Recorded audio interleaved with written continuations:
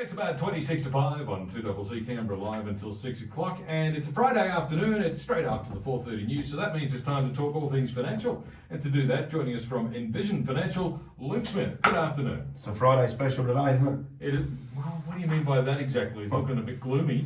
It's Friday. That makes it special. Yeah, every Friday special, absolutely. Exactly. Yeah, well, we haven't really been hit with the rain yet, but apparently that's going to come over the weekend mostly. A bit of rain about the place. I hope you're not playing golf. Well, just, the big man up there will make it rain at 10:05 and we tee off at 9:55, so. Oh. Thanks in advance. That's okay. Well, I'll give you the latest forecast if you're really worried. Today, a possible shower. Tomorrow, a shower or two. And Sunday, definitely showers. Oh, that's right. We'll be right tomorrow. Yeah, you'll be all right. We'll be absolutely. We'll be through. We're here today to talk about financial things, and in particular, how do super contributions work, and how can you get money into super? Well, some of it's already going there automatically, but I guess the question is, how can you get more money into super? Well, I guess really what I wanted to talk about today was just to put some context around the various ways that it can go in, and to alleviate a few assumptions that I regularly sort of get in relation to what you need to do to put it in and some of the parameters around putting it in. And we've spoken in previous shows about the benefits of making contributions, but I think I've had a number of queries of late about how can I put it in, how much can I put in. So I thought if we put a bow around contributions in general terms, then we may be able to answer a few questions out there for the listeners that could be thinking about these sorts of problems going forwards. All right, well, there's obviously the starting point is if you're in the normal everyday super, the compulsory superannuation contribution guarantee that most of us are, it's already 9.5% goes out from paid by your employer, and it goes in automatically. We don't have to worry about that. Yeah, spot on. That's right. So if we break contributions down into two sides, we've got deductible and not deductible. And that's the best way to come at it when you're thinking about putting money into super, because as we say regularly, start with why. And what I mean by that is, do we want a deduction? Do we want to reduce our taxable income? Or are we just trying to get additional money from the sale of a home, from an asset, or money that we've saved up into superannuation before we retire and start a pension? So the underlying objective could be very different depending on what you're trying to achieve. So deductible or not deductible. Now, contributions can go in as cash. Contributions can also go in specie. And that's a really fancy way of saying in their current form. Okay. And what that means is, let's say I have $50,000 of CBA shares in my own name. Right. And I'd like to transfer those into superannuation. Well, normally that would cost you a pretty hefty stamp duty fee, wouldn't it? Well, it depends. So the two ways I can get the money in, I can sell the asset, put the cash in and buy it back, or I can transfer that in specie. And I need to then take into account what sort of contribution I'm making and what thresholds I've reached in relation to the contribution that I choose. So a deductible contribution can be up to $25,000, and that includes the 9.5% that you mentioned earlier. Right. And anything else I want to throw in from wherever I want to get it from. That could be multiple employers, it could be my own cash. Up to $25,000 I can claim a tax deduction. Where I don't want to claim a deduction, I can put in $100,000 a year or $300,000 in one go, and that brings forward the next 3 years of my contributions. Yeah. And that's really good for lumpy assets and things like that. Now, strategy tip for PSS and some of the government fund members, especially for PSS members, your 10% contribution, or whatever the contribution you're making, 5%, 10%, 8%, counts towards your non-deductible limit of $100,000. So just be mindful of that. If you're going to throw some money into super and you're in the PSS, just log in and check. And also on the deductible side, log in and check what the PSS or the CSS has recorded against your deductible limit, because it's on the website and you need to take that into account, because the rules there changed a couple of years ago and some people are getting caught on that. So they're the ways that money can go in. The other thing I want to sort of alleviate as well is you do not have to be working to put money into super where you are under 65. Okay. A lot of people might sell their business, they might have cash in their own name, they may go down to 2 days a week working, or they may just retire and be under 65. And I often get asked, well, I've got all this money in my own name, I wish I could put it into super, thinking that a contribution is tied to gainful employment. And it's not the case. So under the age of 65, you can put money into superannuation and think about deductible or not deductible. And from age 65, you need to do 40 hours work in a 30-day period to meet what we call the work test. And then you can make contributions to superannuation using both of those thresholds, but you lose the ability to drop in 300,000 in one go over the age of 65. So if you're out there and you're thinking, well, I'd love to get money to super, but I don't work, that's great. You really need to just think, am I over or under 65? And that's your starting point in relation to your why. So I wanted to wrap that one up early on in the piece because I find that one I get asked a lot because there seems to be this correlation between working and making a contribution that people seem to think is important, but it really isn't. Okay, and that's obviously because we're all accustomed to the 9.5% going exactly out right. of Yeah, and I can understand. Weekly income. Yeah, I can understand how people think that it's tied to working. Downsizer contribution is another way of putting money into super. So if you're over 65 and sell your primary residence, you can put $300,000 in each from the sale proceeds. Okay. Where there's a couple. That's a very good way of making additional contributions to super, and we're finding that is getting used more and more because a lot of people have a significant amount of capital value in their property. And if the kids have grown up and moved out and you don't need your 5-bedroom mansion anymore, a lot of people in a non-COVID world are happy to buy a smaller townhouse and use the money flying around the world for holidays. Yes. Nowadays you have to buy a townhouse and use the money for sitting on your front porch. For watching Netflix. Sipping cocktails. Exactly right. And the other big thing about contributions, which we've touched on in a previous episode, is the carried forward legislation. And that's just any of your $25,000 limit that you haven't used since the 18-19 financial year can now be carried forward for a maximum of 5 years, where your total super balance is less than $500,000 at the end of the previous financial year. So that's a strategy we're finding is getting real momentum at the moment, where people want to maximise their personal tax deductions leading into retirement, or in years where they may have had large bonuses, been made redundant, or had a lot of leave payments in the final year of work. Maximising those contributions is really advantageous from a tax standpoint, and something that you want to be throwing around with your accountant leading into 30 June or prior to taking redundancies and things like that. So that's sort of how I wanted to break down how you get the money in and how contributions can be made. And then there's obviously the considerations of deductible and not deductible, but that's part of your broader thinking in relation to what you're trying to achieve, because it is quite easy to get money into super, and with money in super you could then use that for other strategies such as starting pensions, funding lifestyle, working part-time, taking advantage of the transition to retirement rules. They're all things that people should consider. But getting money into superannuation for me is not a risky decision. I often find that people say, I don't want to put money into super, it's risky. And I think what we need to stress here is superannuation is just a structure to hold assets. Yes. What you invest in, that's your risk discussion. Yes. Is it good, is it bad, how do I feel? And as I say in previous shows, if I'm doing 180 in a 100 zone, yes, then don't get upset if the value changes, because you've got high risk investments. Exactly. Okay, so before we go on to this distinction between deductible or not deductible, of course, the other dividing line to think about is your age. If you're under 65, yep, you can add money to super, and you don't even have to be working. You can Correct. still add money to super. Correct, but just be mindful of your limits. Okay, but you've got limits there. Yep. If you're over 65, apparently there's a work test you need to satisfy in order to make more contributions to your super. Spot on. Do you still have limits? Same limits apply. $25,000 for deductible contributions, $100,000 for tax, non-deductible contributions, but you don't have the benefit of the 3-year bring forward, right, for the non-deductible contributions, or non-concessional as they're called.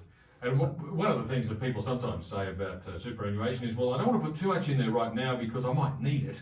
Whereas if you're over 65, you're not that far away from pulling it back out again anyway. Oh, and this is where I think people need to, start stacking some strategies on top of each other, because if you're 60 to 65, throw a whole load of money into super and start a transition to retirement pension, you might want to say to your employer, well, I love working here, maybe not so much for 5 days, but I'm more than happy to do 2 or 3 days a week, start a pension out of your super, take it out tax-free, supplement the 2 days of wages that you've lost and bring your lifestyle forward. or consider super splitting, where the younger person in the couple splits their super to the older person in the couple, and they can access their super sooner, so that the two of you can then either go part-time or have extended leave without pay and use super to fund lifestyle. So it's about understanding what you're going to do with the end in mind, or starting with the end in mind, and then building forward to make sure that you've got as much flexibility and control. But I also understand that, for younger people, I have that conversation regularly. Could you do it? Yes, you could.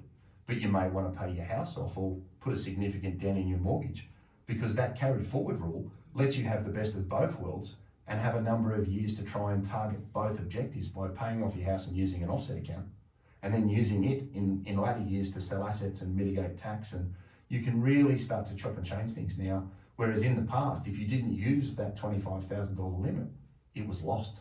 So it was a much tougher discussion, or much tougher consideration. Well, now you can pay your mortgage down for 4.5 years and then throw a big chunk of money into super and get a tax benefit and hedge your bets on both sides, depending on what your priorities are between the two in the couple.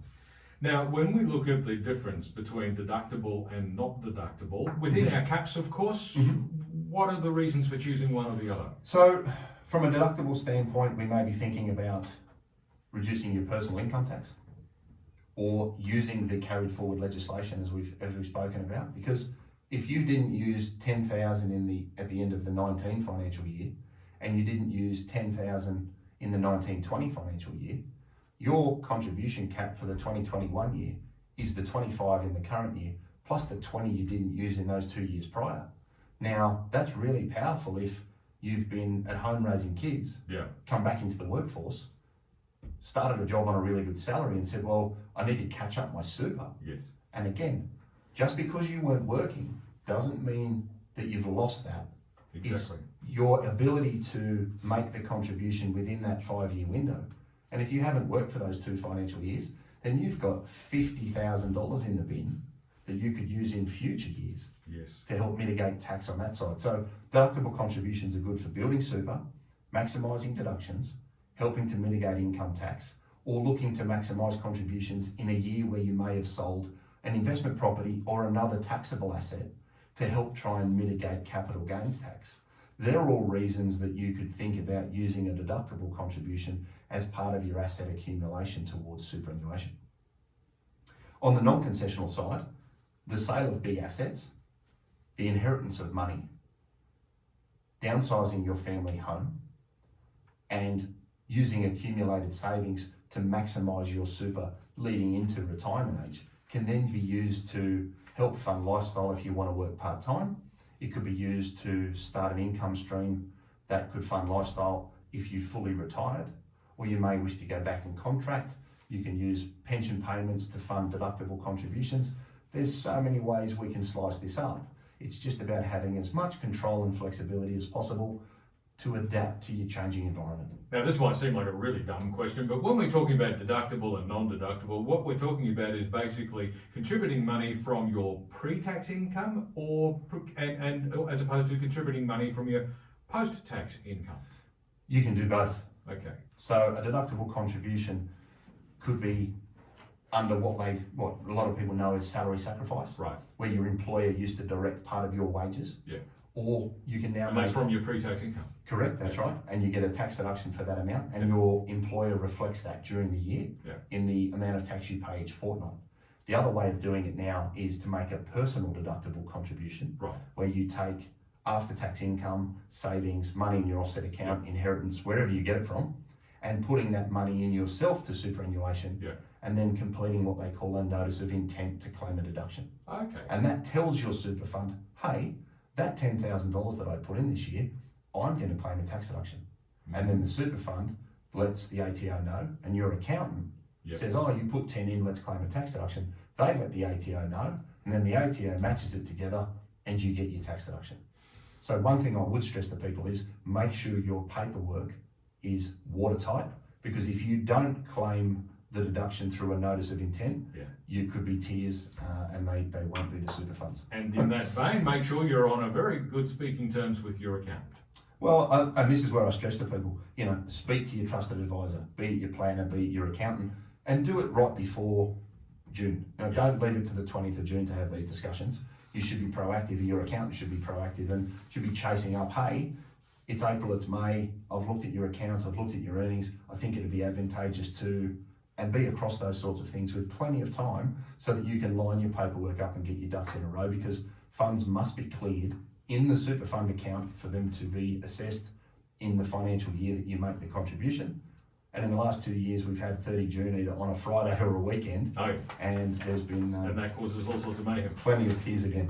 Exactly. It's 11 minutes to 5 on 2CC Canberra Live until 6 o'clock. And in this half hour, I'm joined by Luke Smith from Envision Financial. We'll be back with more in just a moment.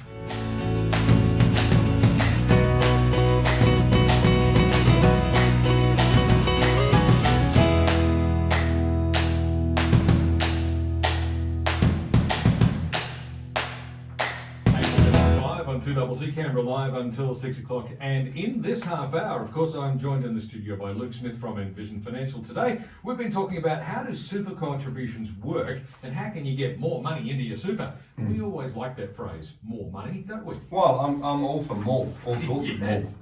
And one of the things I'm all for is more choice. Absolutely. And nothing frustrates me more than finding out that somebody didn't know about something, or took some advice and didn't check it, and found out that there were other strategies they could have applied first, which is frustration is for everybody, because you can't unwind these things. Now, of course, we should obviously look at our options, but we should do that on a fairly regular basis, shouldn't we? When should we be reviewing our options regularly? So I think it's important to do things consistently as part of a broader strategy. I think that's from a holistic standpoint, it pays to know what you're doing, but also think about that leading into 30 June. That's when I'm a big advocate of making deductible contributions, because I find people want to hold on to their cash flow for various reasons, and that peace of mind is one of them. But generally I find paying off a house is the other. So if you can use your offset account, save up all your money and then throw the money in just before June, I think that's going to reduce the interest on your home loan and give you the flexibility to make the contribution under a personal contribution that we spoke about before the ad break. When your super's getting close to 500,000, obviously that's one of the trigger points for the carried forward rules, so have a think about that. Because if you break through that, then you could lose a significant amount of deductible contributions that you could use prior to reaching that threshold. When you sell assets, obviously an accountant would be setting up strategies to try and mitigate tax. Because as Packer said, if you're not doing that, then you're an idiot. Yes. Exactly. So when you sell assets, talk to your accountant about what you could do, or the timing of the sale, taking into account something like the carried forward concessional rules, because that's very advantageous.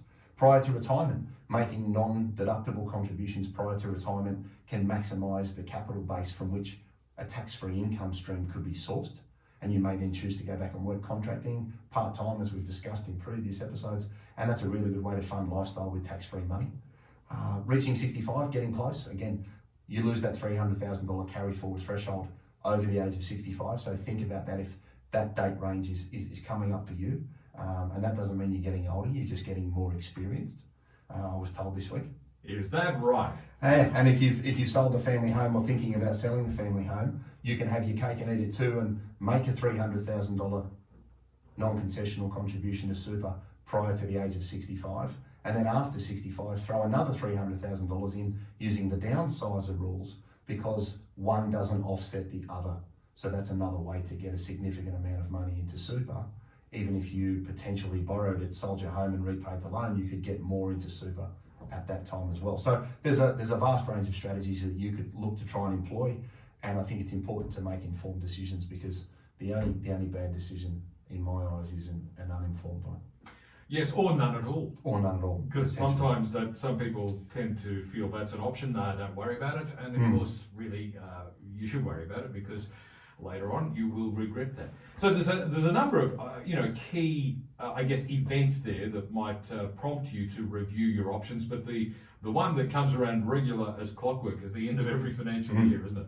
Yeah, that's the big one. You want to start thinking there April, May, get your ducks lined up, and make a contribution with plenty of time, because you never know when 30 June's going to roll around, be it a Friday, be it a Sunday, be it a Monday.